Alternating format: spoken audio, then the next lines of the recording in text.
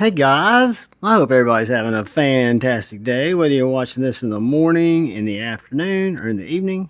I'm glad you're here. Today is a science project, if you will. What we're going to do is we're going to take this Kansept Hira apart for a couple of reasons. One, I want to see what size skiffs it needs, but mainly I want to examine how this lock bar is done. I think I showed you guys in the review how the lock bar is actually attached almost like an internal frame lock. So I figured what better way to check it out than to just get into it. So I'll probably regret this, but it'll be content and you guys might enjoy it. I'm going to take my T8, push down real hard, and I'm getting dual spin because I got a lot of Loctite. So I need to get my finger bit and another T8.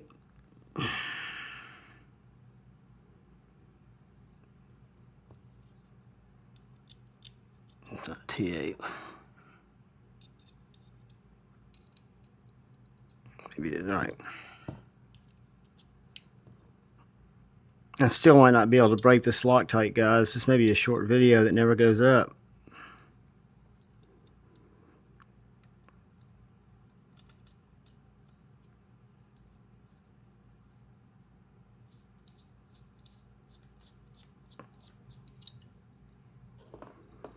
It looks like it's coming out this side. A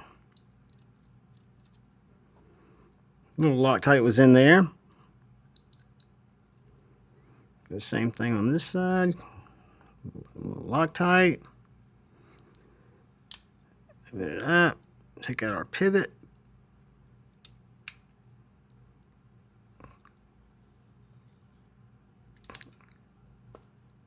I sensed this was going to be a little problematic. It's got the double-sided pivot too.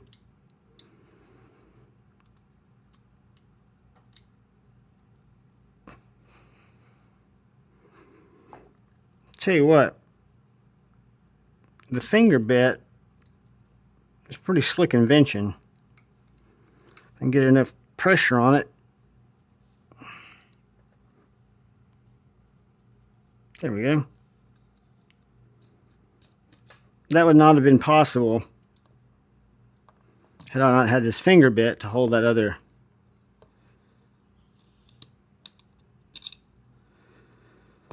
All right, so this is what I wanted to look at.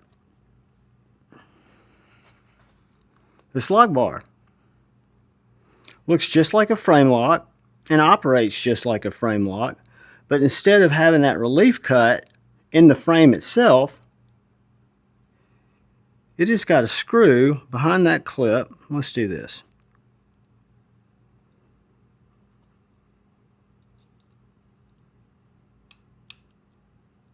That's going to be a T6. I should have known.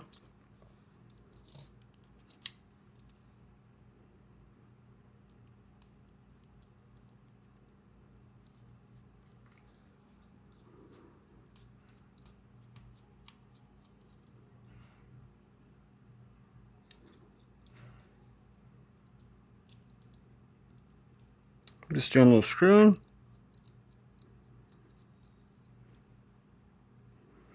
I'm not getting anywhere with it. Maybe it just rotates like that. And it's press fit in. No, it's not press fit in either. Oh, it's got a little pin. That's kind of cool. So there's a little pin that goes in right here to keep it centered up. And then you just run the screw through the back. But now I can access this screw. I have to take off the backspacer to take this lock bar out. I'm not going to do that because I don't want to take it all the way out, but that's how you get access to that.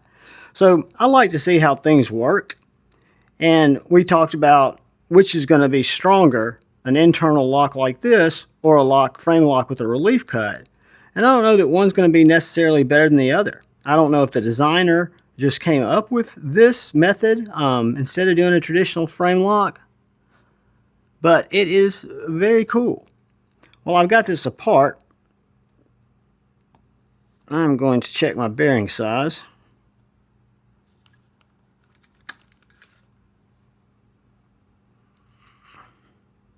1/16.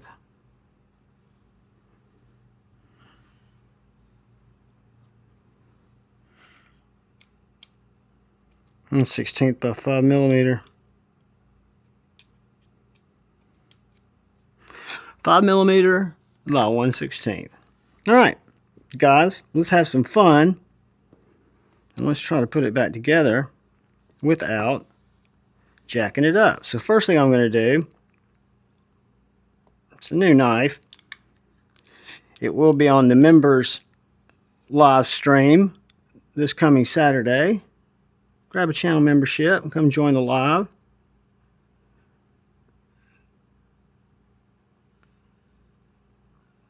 I think this is going to be our knife of the week. Alright. Make sure I get my pivot down there nice and tight.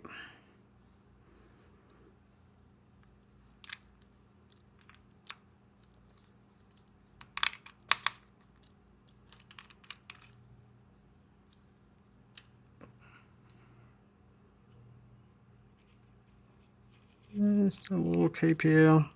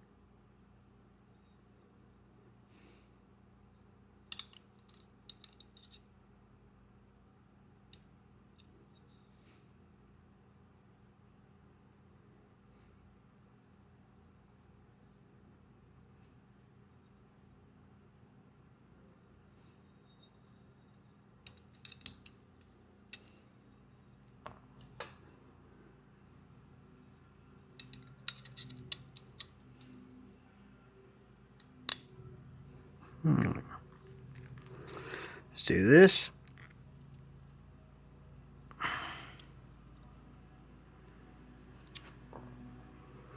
don't know if I've got that locked in just right.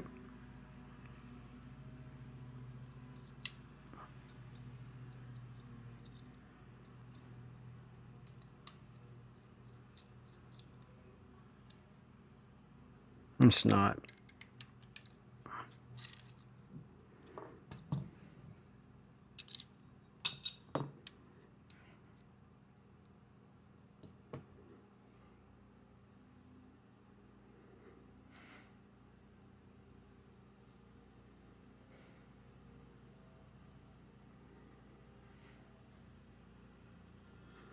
Alright, now I got it pushed up there tight. I'm not a fan of the double-sided pivot. I like a captive pivot, personally. If it were up to just me, there would be none of this silliness. That's weird. Ah, there we go. Nice deep threading. Some shit in my pivot. Alright. Take our body screws and we'll put our clip back in. But that was an investigative kind of look, and you guys will probably want to keep watching because there's a very good chance that this will not go back together right and it'll turn into a struggle bus video.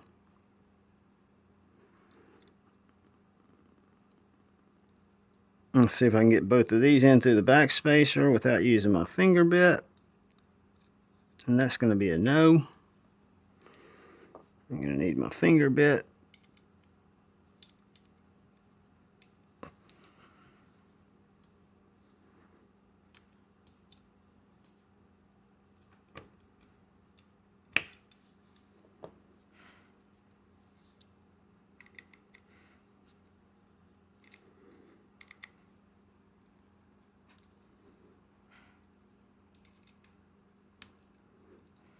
Take these up.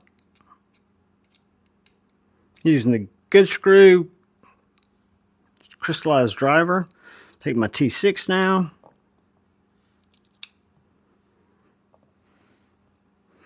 Take my really cool engineered clip.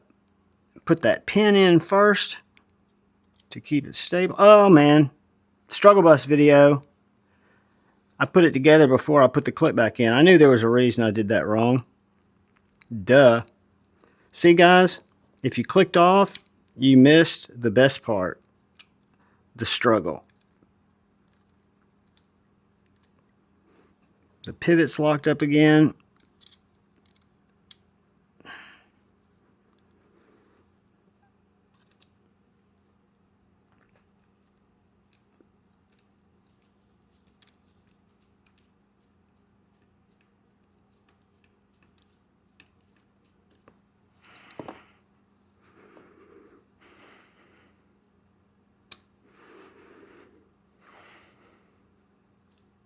Go in here and get these body screws again.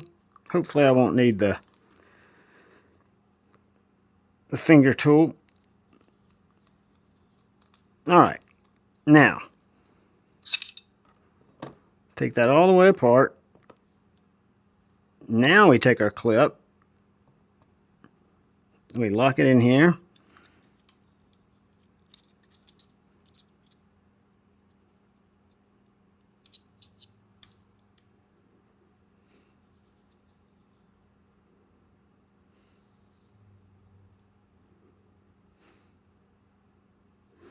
Get it lined up. Get my T6. Whoops. Almost threw a screw. That would have sucked. Lucky for us, we prevailed. This is a longer screw. And it's a T6. I'm trying to not take the back spacer off, which means I've got to thread it just right. See?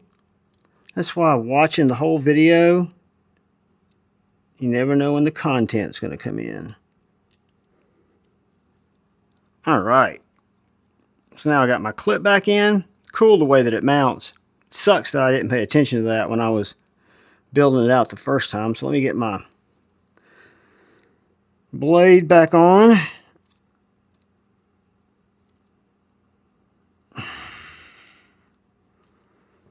Let's see if I can pop this scale back on.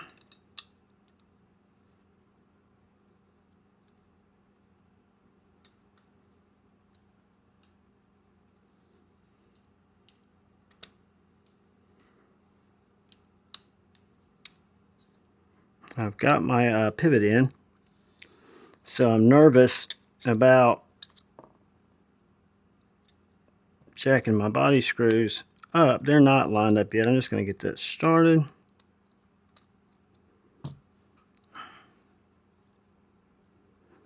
And finagle that over those stops. Like that. See what I'm going to do. Nah, I should have cleaned that Loctite off those screws. But my alcohol is on the other table. And I'm about over this little science experiment to learn about that lock, which I guess you'd call that an internal.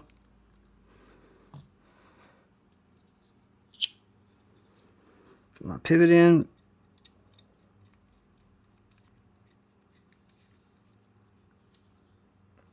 And my finger bit.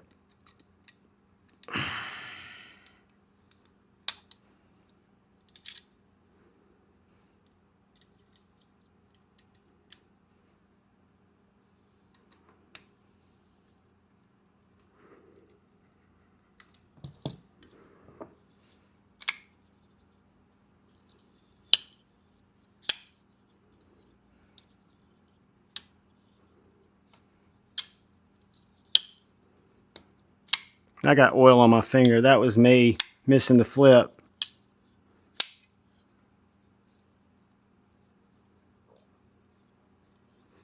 I think we're good, guys. I think we're back together. Whoops.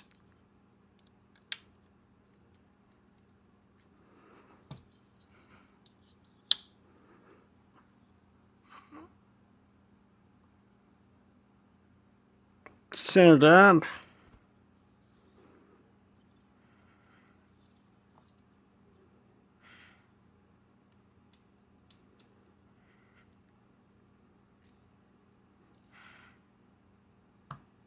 Dead nuts.